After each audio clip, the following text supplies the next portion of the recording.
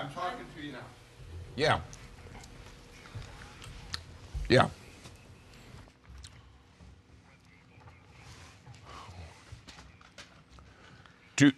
So again, ladies and gentlemen, these are your cameras for introduction. Wait, is that in the script? I don't remember seeing that. And if it's there, but why? But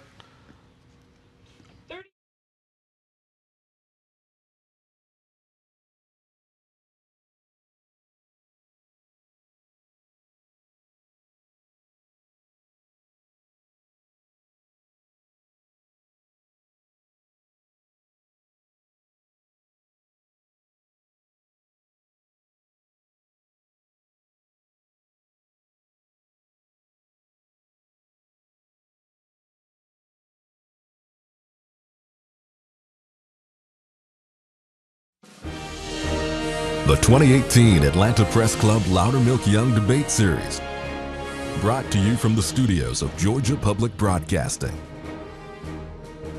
The Democratic race for the 6th Congressional District.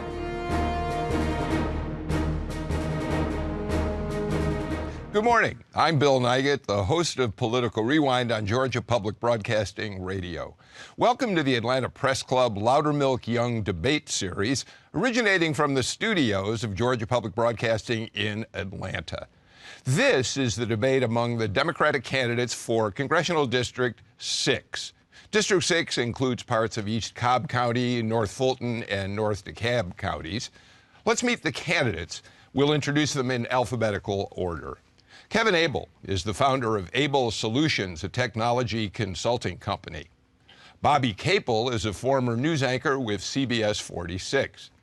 Stephen Knight Griffin is a former policy coordinator at the CDC and the National Center on Birth Defects and Developmental Disabilities. And Lucy McBath is the national spokesperson and faith and outreach leader for two organizations, Everytown for Gun Safety and Moms Demand Action for Gun Sense in America. Now let's meet our panelists. Jeremy Redmond is a reporter for the Atlanta Journal-Constitution. Michelle Wright is a news anchor with WSB Radio, and Ellie Yu is a reporter at WABE 90.1 FM. All right, with all the introductions out of the way, let's get started. If you want to know information about the debate rules, go ahead and visit the Atlanta Press Club website, atlantapressclub.org. We're going to start the debate with a section in which each candidate will be asked two questions by the panel. Jeremy Redmond, you get your first question to Stephen Knight Griffin. Hello, Mr. Griffin. Welcome. Thank you for being here. Tom Steyer was recently in town with his Need to Impeach campaign, and that's an effort to impeach the president. Where do you stand on this issue and why? I'm glad you asked that question. It's an important one, and it's one that our country needs to talk about in a serious way. Now, the Mueller investigation has not concluded at this point, but I think it's important for us to keep an open mind and to generally consider things from the perspective of what if. I went there primarily to hear out what he had to say, to hear out his case for making the impeachment scenario come to pass, and also to make sure that I understood the issue in a full fashion in as much as I can within the context of knowing both what we do not know and knowing what we do know.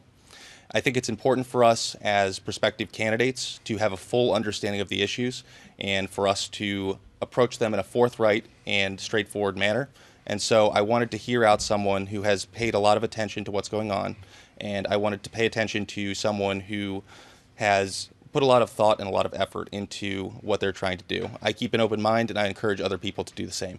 Quick follow-up from me. Are any of you in this group already advocating for the president to be impeached if you should win election? Show of hands if you are advocating for an impeachment of the president. None of you has gone there at this point. Okay. Ellie, you have a question for Lucy McBath. Ms. McBath, you had originally decided to run for a state government seat and switched to running for Congress. Why did you make that change? Well, in doing work in gun violence prevention and around the country, I began to recognize that there were a lot of issues outside of gun violence that my that my citizens, my neighbors in my district were concerned about.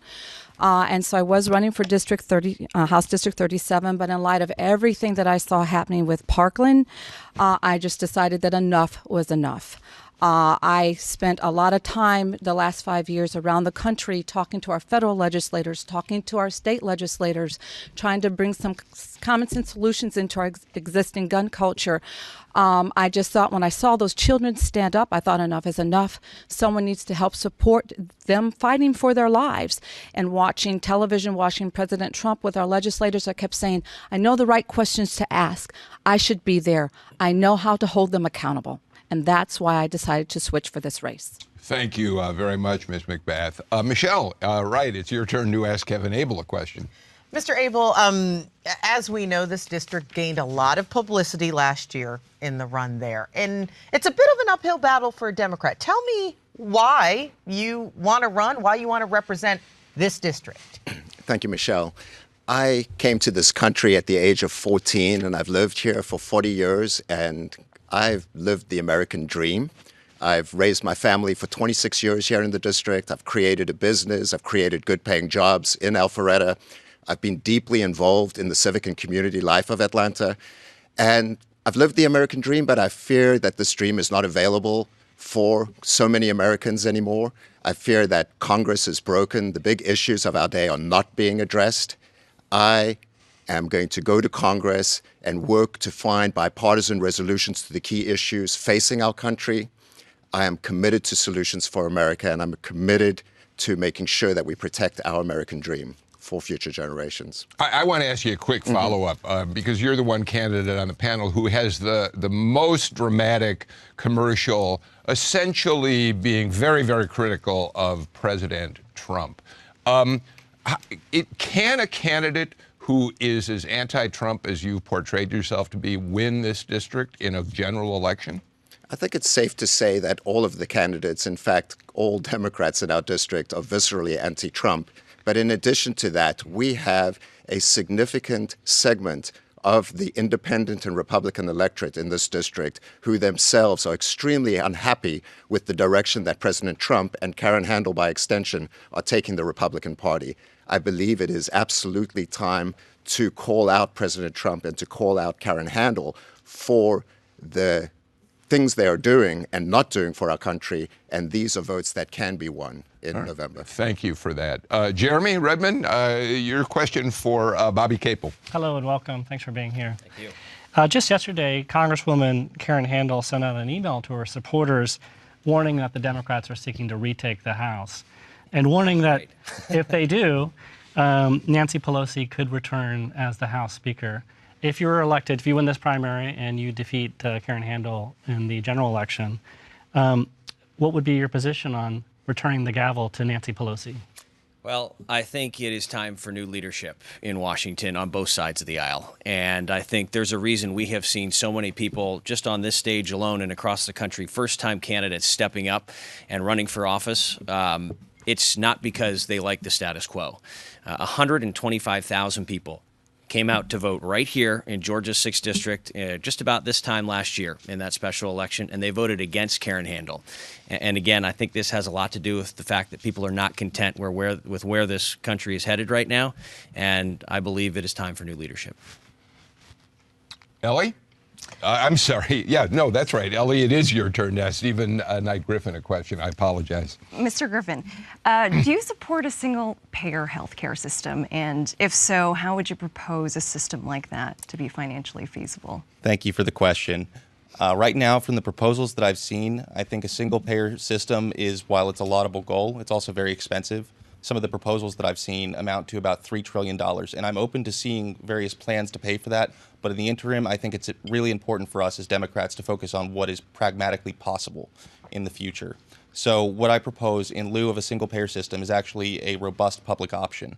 It's something that was intended to be part of the ACA from the very beginning. It's something that would dramatically reduce premiums, would increase coverage options for people, and much more than simply being about access, which is something that we hear a lot, but it's a Republican talking point. It would provide legitimate coverage to people across the country and make sure that regardless of where they live and regardless of their status, they would have an option.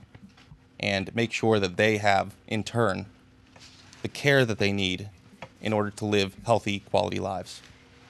Let me follow up real quick.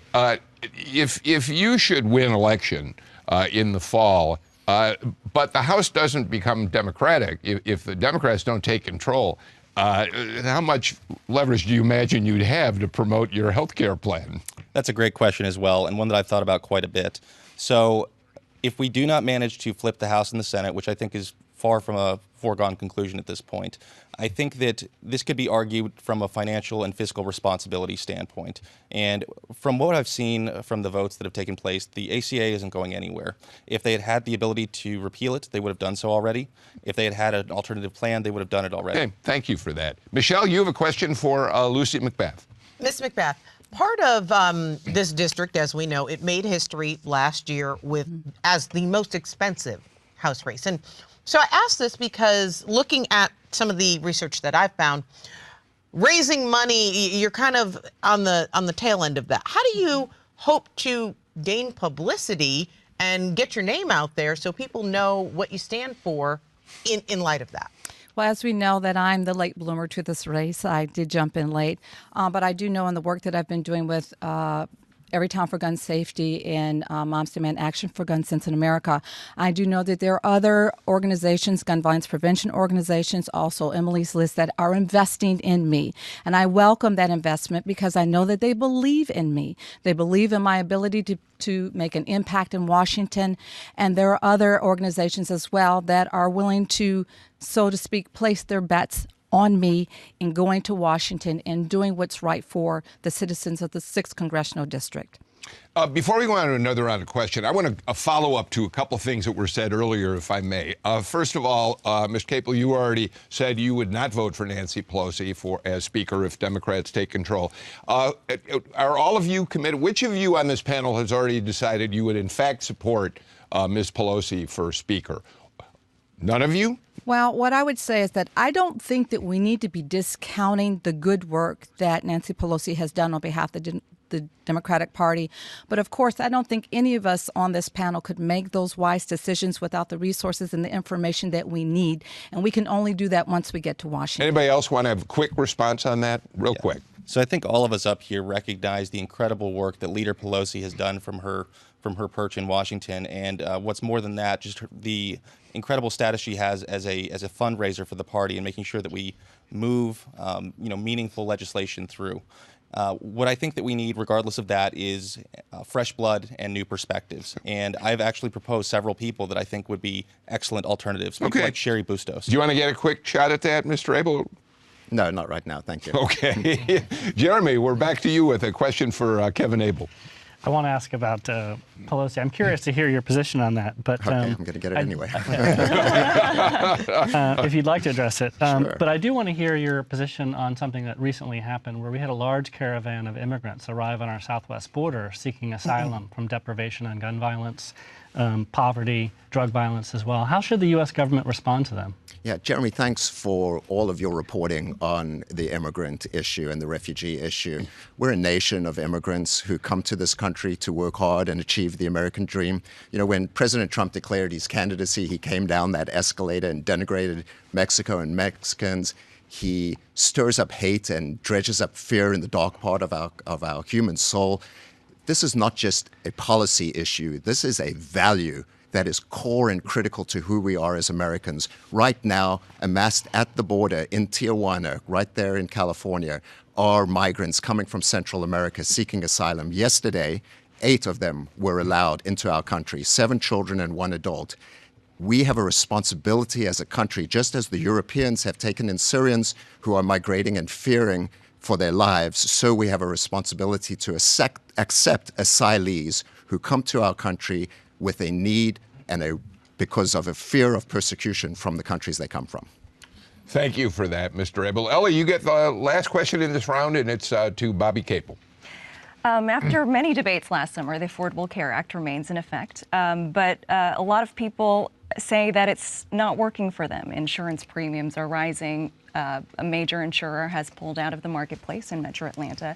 How do you propose to stabilize the marketplace, and how do you plan to do so in this current climate in Congress? Thank you for the question. First of all, this is really the reason for my candidacy. I was a news anchor here in Atlanta for several years, and I quit my job at the peak of my career with 2 young children because I care so deeply about this specific issue. My kids were born prematurely at just over 3 pounds each. I've got boy-girl twins right down the street here at Piedmont Hospital. They spent 17 days in the NICU, racked up hundreds of thousands of dollars in bills, the kind of bills that can bankrupt a family. And one of the problems with this current Congress is last summer they tried to repeal the Affordable Care Act again and again and again. And what we found was that people actually didn't like seeing their health care coverage stripped away. And I think my focus will be, if I get to Congress, is ensuring that folks with pre-existing conditions never have to choose between their health and bankruptcy. Ensuring that children like mine, who had an extended stay in the neonatal intensive care unit, never have to face lifetime caps in a health insurance market that we are in America. Yes, go ahead, Bill. Thank you for your answer, but then again, I ask you the same question. Yeah. If you don't have a Democratic House, or a Democratic Senate, how do you possibly accomplish any of this? Well, and I appreciate the premise of the question, but I reject it. I think we are going to have a Democratic House in the fall, and I think we're going to be coming from a position of strength as Democrats, and we're going to have the opportunity to negotiate directly with this White House to cement some of the things that people like about the Affordable Care Act. You mentioned specifically insurers pulling out of the marketplace. You're talking about Blue Cross Blue Shield right here in Georgia. That is a direct result of this president saying publicly he wanted to tank this law. It has nothing to do with the Affordable Care Act itself.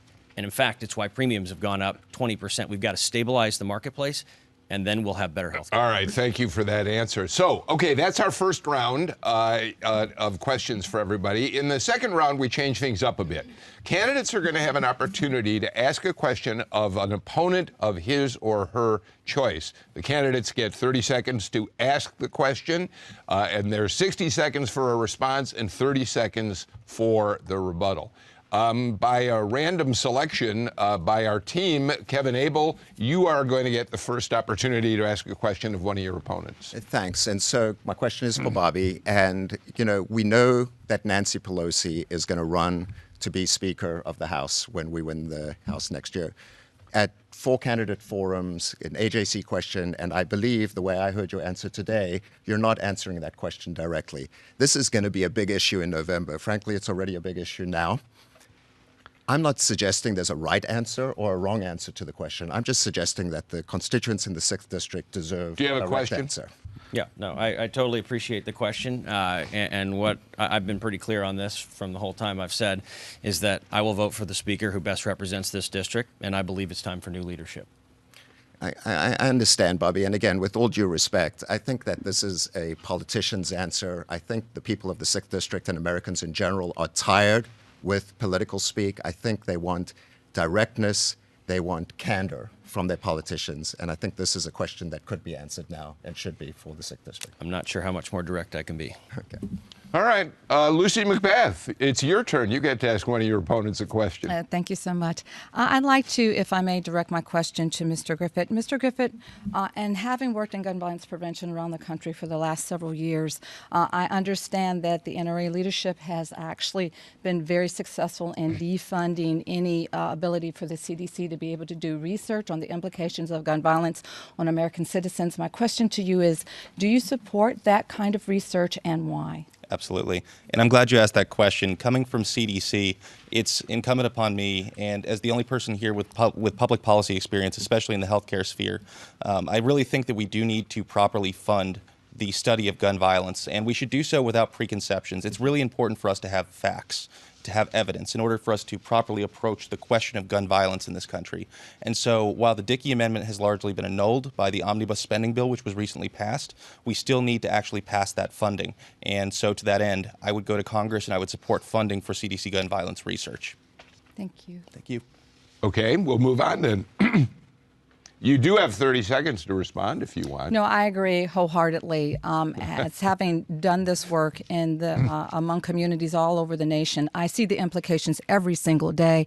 And having lost my own son to gun violence, I know how important that the CDC be able to have this kind of research and data just shows the implications of gun violence and the devastation that it causes around the United States. All right, thank you very much. Bobby Capel, your turn. At this time last year, the eyes of the nation were focused right here on Georgia's 6th Congressional District for the special election that was taking place. My question is for Ms. McBath. Voting records indicate that you did not vote in either special election in April or June. I would just love to hear why that was. Absolutely. I have been a Georgia resident since 1990. My son was born and raised in Georgia. In 2016, as I was traveling on behalf of the Democratic Party and Hillary Clinton, for personal family reasons, I voted in Tennessee. And then in 2017, I switched it back. Now, as I was traveling on behalf of the Democratic Party and Hillary Clinton, I heard some horrible things that were said about me from the Republican Party, that I was a pawn for Hillary Clinton and that I was pimping my child. And it's very hard rhetoric to hear from the Republican Party. However, for anyone in this party to challenge my commitment to the Democratic Party, I think it's very painful, and I really think that we can do better than that. Thank you very much for your response. You want to take your 30 seconds to respond to that? Thank you for answering the question. Thank you. All right, Stephen Knight Griffin, you get the last question. Thank you, sir. So this question is directed to Bobby.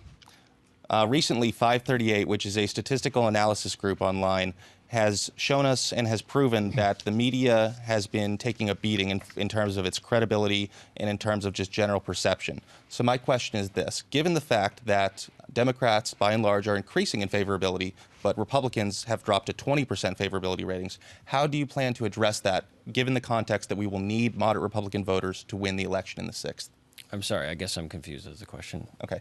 So given the unpopularity of the media and the people who deliver it, how do you plan to win moderate Republican votes? Fair point. All right. So, look, I think one of the things about the current climate that we're in right now with this administration is they are bullying and beating up on just about anybody they can get their hands on, especially folks in the media.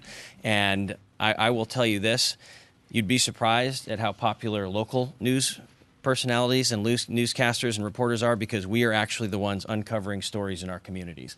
One of the great things about having been a journalist here in Atlanta is I've gotten the opportunity to spend time not just in my bubble where I live, but I've been able to meet folks from all walks of life and tell their stories and listen to their stories. Listening is something we haven't seen a lot of out of this current representative. She won't hold a town hall with anybody that didn't vote for her, and I think that's a travesty in an American democracy. All right, thank you. Before we move to the next round, Ms. McBath, if I may, I think our viewers do deserve a little clarity.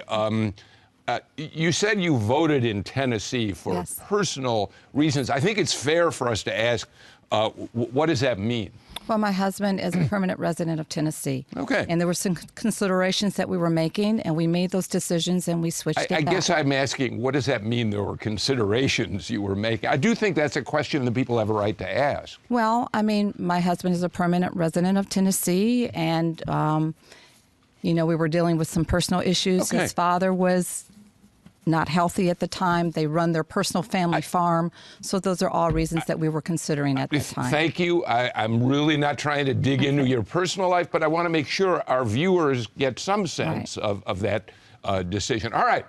So if you're just joining us, this is a debate between the Democratic candidates for Georgia's 6th Congressional District. We're going to go to our final round. And now in this round, we bring the panelists back in. They'll each get to ask a question of the candidate of her or his choice until we run out of time. And again, I'm going to continue to exercise an occasional privilege as moderator to ask a follow-up question of the candidates. And I'll also decide when a rebuttal to the question is appropriate. Michelle, you get the first question.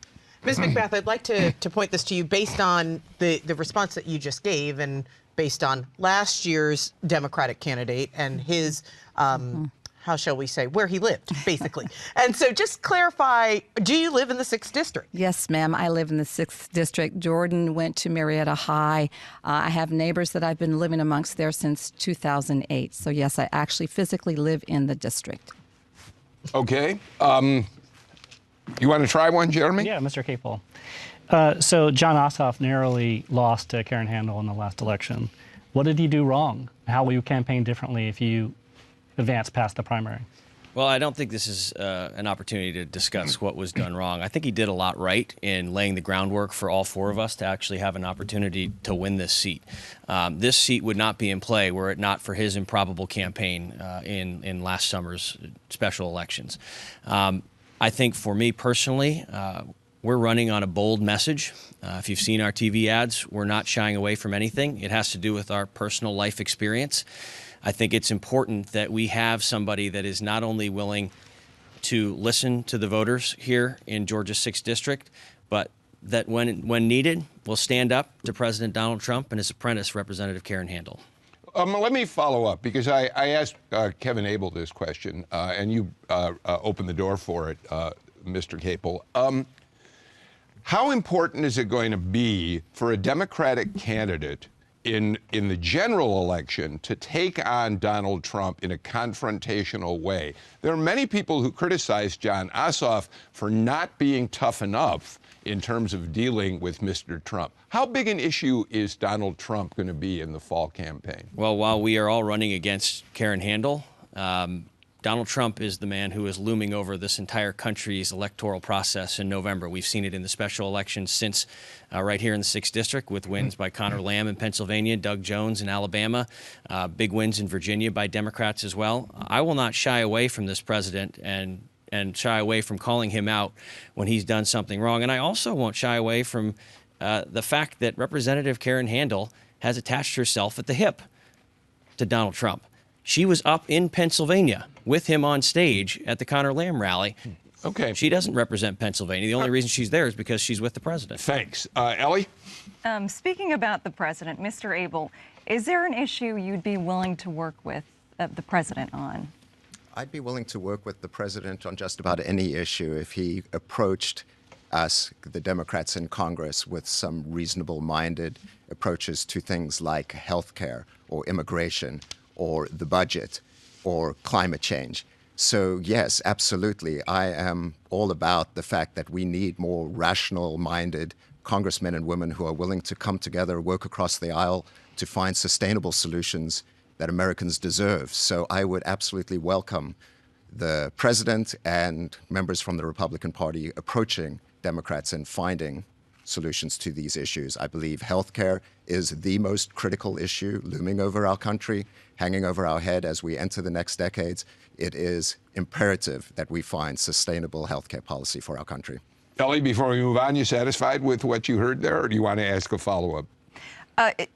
Is there an issue right now you would be willing to work with the president? Well, I would love for President Trump to come forward with healthcare policy that he'd be willing to negotiate. I firmly believe that the Affordable Care Act is the right framework for policy for healthcare in this country, but I acknowledge that there are many areas where it needs to be addressed and shored up. And so healthcare is absolutely the #1 priority, and I would love to negotiate with him on that. You're up, Michelle. All right, Mr. Knight, I'd like to address this question to you, and it's pretty basic in its, premise. A lot of people don't even realize there's an election going on right now. Right. And so, especially in the 6th District, there was such a blow up last year. And I mean, everywhere you turned around, there was TV ads and all of this stuff. How do you anticipate getting the word out that you are the one that should run against Karen Handel? Absolutely. And I appreciate that question.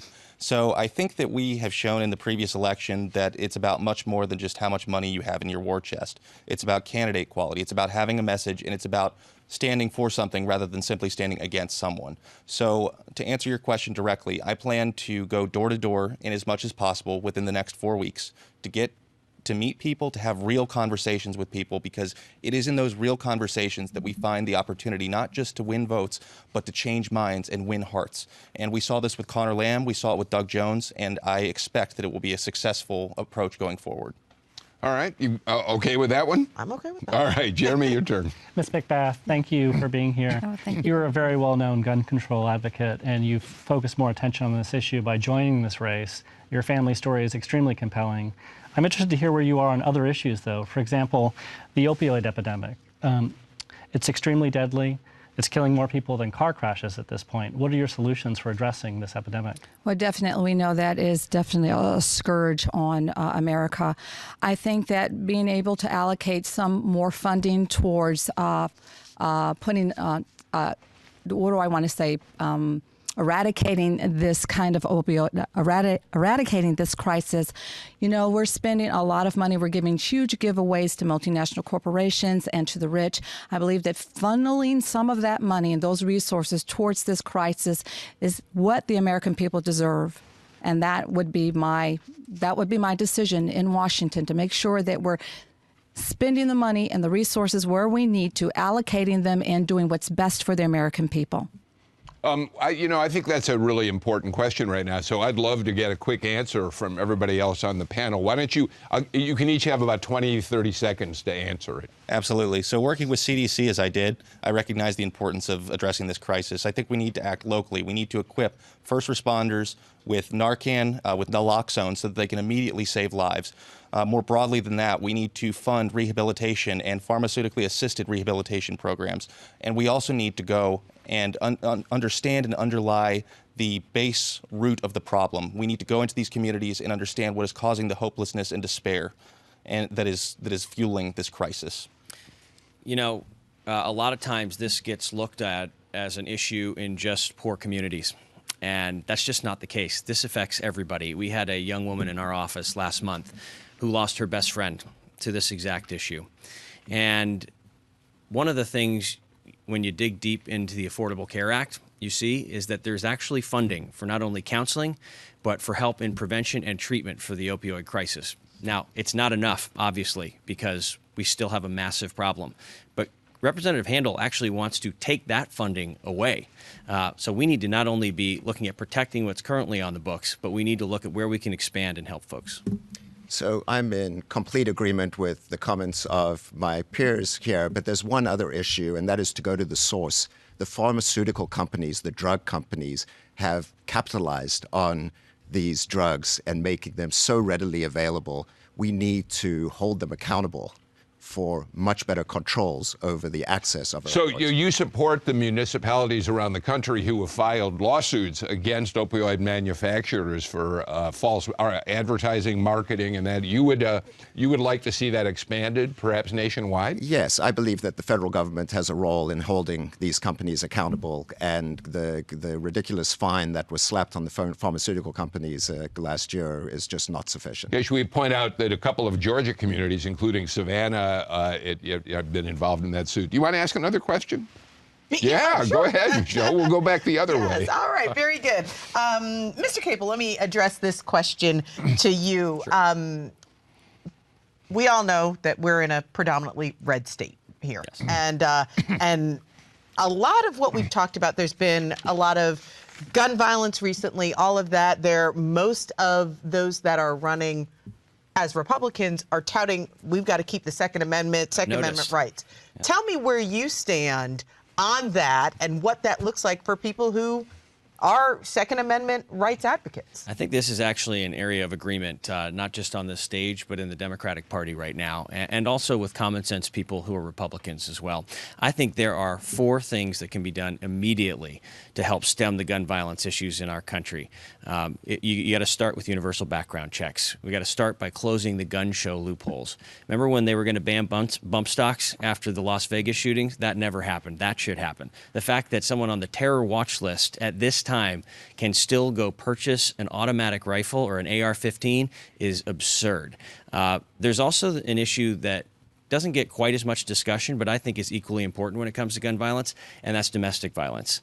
There was a lot of good work done in the Congress back in the 90s on this issue, and there's still more work to be done there. Specifically, there's a couple loopholes I'd like to see closed having to do with misdemeanor stalking and also dating violence. Folks who are in those positions should not be allowed to get firearms. They are predictive of future violence. Okay. Anybody else want a quick shot at that? I mean, pardon me, I did not mean the pun there. I think we all, I think you all have, Bobby Capel probably said it, and we know certainly, Ms. McBath, that you've been an advocate for more gun control. Ellie, you want to ask another question? Sure. Georgia, in many ways, has been leading the country in bipartisan criminal justice reform. Mr. Abel, what would you like to see happen at the federal level? Right. Excuse me. We have a criminal justice system in this country that is hopelessly biased, towards young black males. Young black males are incarcerated at a rate of 5 to 6 times more than their white peers, and this is just unacceptable in our country. We need reform at the federal level. We need to take away minimum sentencing guidelines. We need to stop the privatization of prisons. And I believe it's time that we decriminalized marijuana and, prevented throwing people in prison for possession. Anybody else want to take a shot at that while we're on the subject? Yeah. So I think that sentencing reform is going to be critically important. And unfortunately, we've seen steps backwards from that direction since Jeff Sessions has taken up his perch in the administration. What I would welcome seeing is the continuation of those bipartisan efforts at a federal level as well as state levels so that we can fundamentally address this problem and make sure that we have these conversations and make sure that we address the social justice issues involved with this, making sure that young black men are not incarcerated at rates above and beyond the rest of the population, making sure that marijuana is decriminalized both in a medicinal and a recreational perspective, and that the tax money is used to improve communities all over the country. As a woman of color, I absolutely have had my fair share of understanding the underlying issues that cause these problems. But once again, I would support decriminalization of marijuana.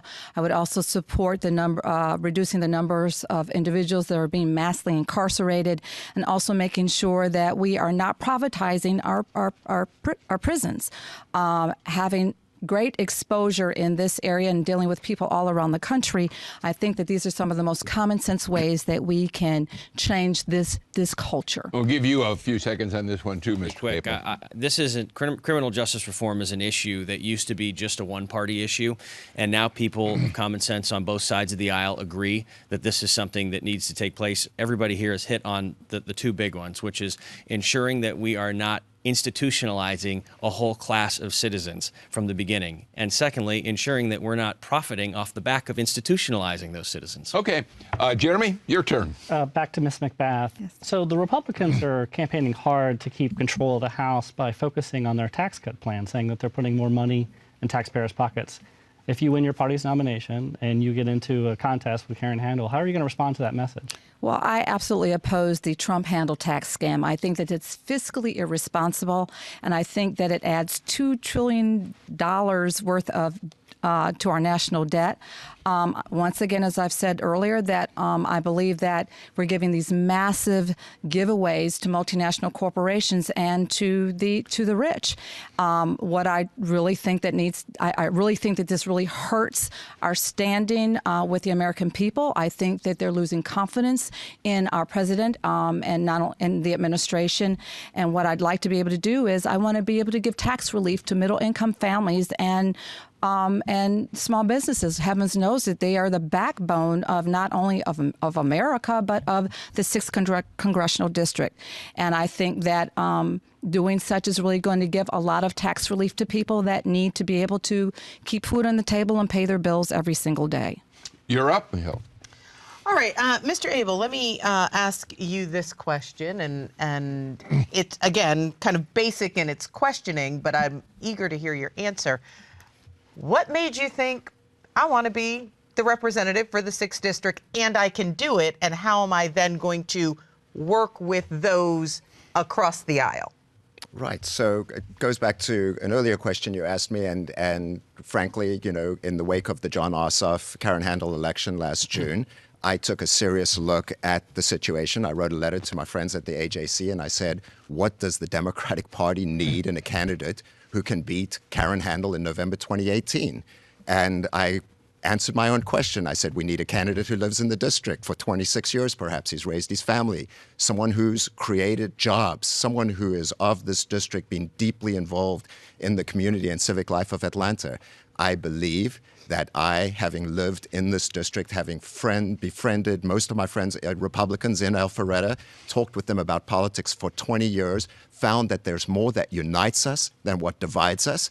I believe that the majority of Americans play between the 30-yard lines and that there's room for compromise and that they're looking for a candidate like me to go to Congress. All right, I want to ask a quick question. I'm looking for very brief answers to this. It's twofold. You've been elected. You are now serving in the next Congress of the United States. Each of you, please tell me, what's the #1 committee you want to serve on and why? I want to be on the Energy and Commerce Committee, and this is an area where I can deal with healthcare issues, which is a fundamental issue for our country and one that I'm most passionate about, and environmental issues, because I believe that climate change is real and we need to bring a real conversation about climate change to Congress. Mr. Capel? Yeah, I'm echoing Mr. Abel here. Energy and commerce is where the action is when it comes to reforming our healthcare system and ensuring that millions of Americans are continuing to keep their coverage. House Energy and Commerce is an incredibly important position, but I would favor the Appropriations Committee for the simple reason that if we cannot fund our priorities, we can't get anything done. Thank you. Ms. McBath? Most definitely working on gun violence prevention. I believe that every individual in this country should be able to live without the fear of being gunned down unnecessarily, and putting common sense solutions in our existing gun laws ensures that everyone can live in this country that way. Jeremy, I'm told it's your turn. Mr. Capel, so we have a situation where Robert Mueller is still continuing with his investigation. Should Congress pass legislation to shield Robert Mueller from being removed by President Donald Trump, and why? I'll make this real quick. Yes, because it's important that presidents aren't investigating themselves.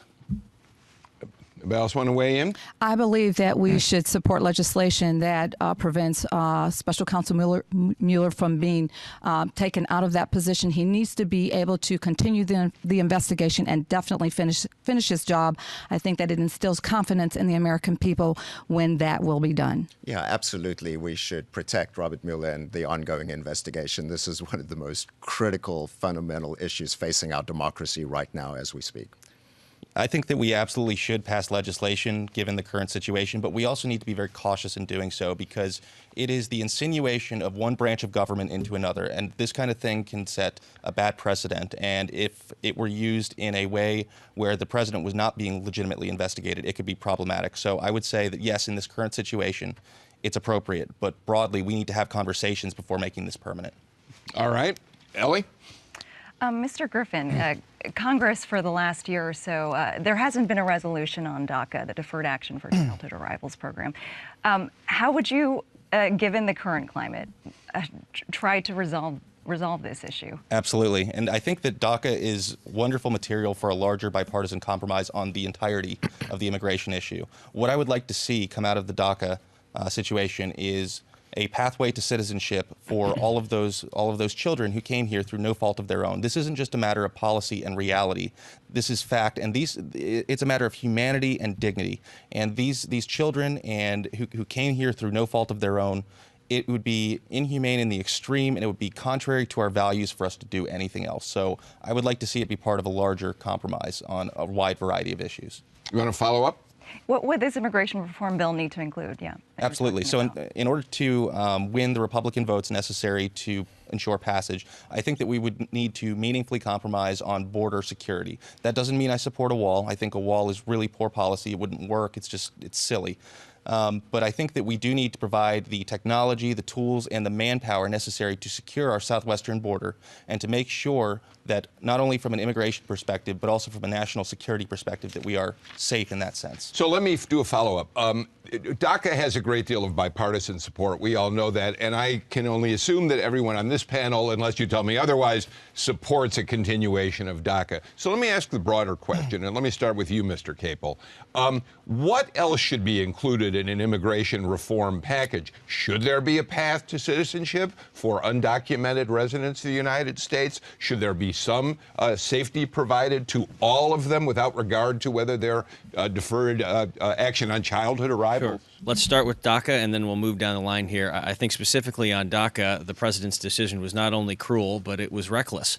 And to leave millions of children who have come here through no fault of their own in the balance and not knowing whether they're going to be deported to a country that they've never known. Okay, but what is the broader important. package? Now, What should it include? Right. Let's go to the next level on this. You look at this president's constant discussion about building a wall on the southern border. I agree with Mr. Griffin in that this kind of policy is just not smart policy, and this goes to the heart of this presidency and my issue with it, which is that this president does not make policy based on listening to experts around him who have been in the field of study and actually know what they're talking about. Instead, he gets his campaign policy from chance at his campaign rallies. Should there be a path to citizenship? I think it's important that we look at all of these things. There was bipartisan support for that very thing under several different presidents. Okay. I don't see any reason why this Congress can't take a look at the immigration issue we face here and start dealing with it. Thank you. Ms. McBath? I will support a Clean Dream Act. I will ensure that there's a path to citizenship for these children, for these individuals. I will do whatever I can to make sure that they are not deported. And when I am in Congress, I will work on a policy agenda for comprehensive immigration reform. I think it's necessary. I think it's long overdue. And I do not support any measures by this president to deliberately discriminate against any individual. Thank you, Mr. So, Abel. Bill, it's very rare that I use the word easy in the context of policy, but there's an easy answer to this question. In 2013, the Senate passed a bipartisan comprehensive immigration reform bill. It didn't make it to the House, but by a vote of 68 to 32, the Senate, reflecting the interests of the United States of America, had a comprehensive bipartisan bill that had 11 million undocumented immigrants without felony convictions having a pathway to citizenship, including all the DACA beneficiaries, as well as additional border protection and law enforcement, as well as changes to the visa program. This is a bill whose structure I would absolutely support so we could move forward on this issue. So there are roughly 11 million undocumented immigrants in this country, and not all of them passing through the southwestern border, some simply overstaying visas. I think it's incredibly important that we address this holistically, but we also do it from a standpoint where we don't want to encourage further undocumented immigration. So yes, I do support a pathway to citizenship for the people who are already here because they have already enmeshed themselves into the fabric of their communities. They become part of their economies, and it would be just impractical as well as inhumane to remove them at this point. But it should be a one-time amnesty. All right, thank you all for answering that question. Michelle? I'd like to switch gears just a little bit and talk about education and schools. And basically, I want to get your view on where the government, where the feds stand versus the states when it comes to schooling. Our current education secretary does favor charter schools. What's your take on that? Do you think it's something that the federal government should be handling, or should it be left to states? Should it be cooperative? And I'd like to hear from everybody. Who do you want to start with? You know what? I'll just go down the line. Let's start with Ms. McBath. Most definitely. When I was when I was a single mother, and I was, when I was a single mother, and I was for many years, it was very evident to me very quickly that the neighborhood public school that Jordan was not going to be able to educate him in the way that he needed. And so I was forced to homeschool him. The No Child Left Behind law policy did not work for me. And in that time, I began to understand that, yes, we have to have standards, but I didn't believe that our children should continue to be education according to standardized tests. Now, I know that our American citizens are paying a lot of federal tax dollars into their education. I do not believe in the defunding of our children's education by by Betsy DeVos and by President Trump. I think that all the federal tax dollars that are going into our public schools needs to remain within our public schools. Our public school system in this country is under attack, and we see this from multiple different perspectives. In addition to privatizing the funding via charter schools and things like that, we also see strikes taking place across the country, teachers demanding better pay.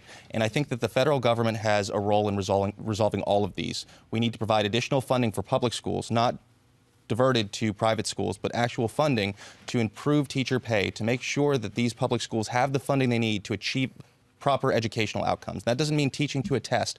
That means teaching practical life skills, things that will serve these children well in their lives and prepare them for a job or for a career in the 21st century. Thank you. Capel? I am not a fan of the policies that Betsy DeVos is putting forward at the federal or the state level. And I think it's so important, as a graduate of public high school myself, to make sure that we are protecting our public schools.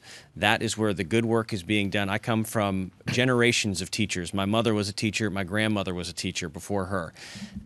They deserve our support, and the students deserve our support that are in public schools. I also think that this goes beyond simply elementary and K through 12. I think this extends to the student loan crisis that we are now facing in this country. My wife, who's here this morning, is a graduate at the University of Georgia, and the only reason she was able to attend was because of the Hope Scholarship. And we need to be making sure that college is affordable, not just for folks who want to go to four-year universities, but also that vocational training is available. There are jobs available to people out there. They just need to be trained for them. You know, I'm the beneficiary of an amazing public school education and public college education, as are my three children in high schools here in Atlanta and recipients of the Hope Scholarship. I believe that Betsy DeVos is to education what Scott Pruitt is to the environment and Jeff Sessions is to justice. We must not allow for funding designated for public schools to be diverted to private schools. We absolutely need to stay true to our mission as Americans that every child must have access to a quality education. So I want to follow up very quickly because we're running out of time. Should I assume that in addition to charter schools, which she's talking less about charter schools, more about school choice, should I assume that, well, let me ask it more openly. What about school choice, Mr. Griffin? Should citizens have more opportunity to choose a school for their children? I think people shouldn't need to choose different schools. I think that we should have a standard that we strive for, not in terms of legislatively enforcing it, but making sure that the schools have the resources that they need to deliver a quality education, regardless of where you are in this country. For some people, choice is simply not an option. You look at rural areas where they don't have a lot of options as far as education goes. So it's a little bit of a shell game. All right, we got to move very quickly. Yes, I don't think, once again, it should be a matter of having to make a choice. That's the reason why I founded Champion in the Making Legacy Foundation, for that very reason, giving the resources to children that otherwise might fall through the cracks. Thank you. Mr. Abel? You know, parents should be allowed to choose the schools they send their kids to, but they can't take federal and state money along with them. The money needs to stay with the local schools. Mr. Capel? I think one of the issues with school choice as a slogan is it's a nice slogan for Betsy DeVos and folks who back her agenda. Unfortunately, it's setting up a false choice for people and setting up a second tier of schools. And for those who can't afford to choose the better schools, you get left with bad public schools. And that's why we need to continue funding public schools. All right. education. Thank you all. Thank you all very much for your forthright manner in answering the questions that the panel has asked today. That's all the time we have for questions. Now we're going to give each candidate 60 seconds to give a closing statement. Bobby Capel, you, I'm told, get the first closing. All right. Thank you. We're now on the campaign trail 7 days a week. We're 3 weeks away from Election Day. Early voting has begun. And one of the things I made a promise to my family when I decided to do this was to ensure that I would put my kids to sleep every single night, or at least 4 or 5 times a week. And when I do, I read a book to each of my twins. They each get to pick out one, and my daughter always picks the same one. It's called You're Here for a Reason. And she always hangs on one specific page where she says, even the smallest of things that you do blossom and multiply far beyond you. We're raising our kids in a household that knows that no act of kindness is too small and that our actions have consequences. Last summer, when they were trying to repeal the Affordable Care Act, Rebecca and I would stay up until midnight every time when they would do one of those votes, and we'd hold our breath. And millions of more Americans were calling their legislator to ensure that they didn't strip away their health coverage. And when you're calling for your life or your twins' lives, you can no longer sit in a newsroom and simply report on this. Actions have consequences, and I ask for your vote on May 22nd. Thank you very much. Ms. McBath? when my son was killed unnecessarily due to gun violence, I had to decide for myself, how was I going to live out his legacy in the rest of my life? And I've made a commitment to not only Americans around the country in terms of keeping them safe, but I want to make a commitment to my neighbors in the 6th Congressional District. I will work in Washington to make sure that things that they're concerned about, making a livable wage, being able to put food on the table, being able to educate their children so that they're able to compete globally, making sure that women's health care and their rights are protected. Those are the same problems that people have all around this state. And I would find it an honor and a privilege to work on behalf of their needs, because that's the same thing that I was teaching my son Jordan to do. Thank you very much, Ms. McBath. Stephen Knight Griffin. This district deserves someone who understands policy well enough that they don't need to memorize talking points, that they don't need to approach things from a sideswiping manner. This district deserves a fighter, someone who has gone toe-to-toe with Zika virus, developmental disabilities, and birth defects. This district deserves someone like me, someone who has grown up in the district, watched it change and grow. And this district deserves someone who is going to fight for an America that fights for them. Thank you. All right. Thank you for that very concise closing. Mr. Abel, you have the final closing statement. Thank you very much. Look, I've lived in this district for 26 years, raising my family, growing my business, leading in the community. One of the banes of my existence here for 26 years in Georgia in this district is living under Newt Gingrich, Johnny Isakson, Tom Price, and with Georgia 400. Look, who would have ever thought a Democrat could win in this district? But last year, John Ossoff got so close, within 9,000 votes. But we learned a lot last year in the election. We learned that it's going to take more than a fresh, young, telegenic face and a lot of money to win in this district. We need someone who can win those 9,000 independent votes. I am that candidate who will beat Karen Handel in the fall. I will go to Washington, D.C., take on the dysfunction in Congress. I will fight the bigotry of the Trump administration, and I will work to protect the American dream for future generations. Thank you. Thank you all very much for your participation in this debate. That is all the time we have today. We want to remind you all out there, the primary elections are going to be held on Tuesday, May 22nd, but early voting has already begun. So get out and vote whenever you do it between now and May 22nd or on that day. Our thanks to the candidates and to our panel of journalists. I also want to thank the Atlanta Press Club for arranging today's debate. For more information about the Press Club and all of the debates that they're going to host during this primary season, visit atlantapressclub.org. This debate will be archived on the Georgia Public Broadcasting website and on the Atlanta Press Club website. You can go to gpb.org to see our debate coverage. I'm Bill Nigut. Thanks for joining us for the Atlanta Press Club Loudermilk Young Debate Series.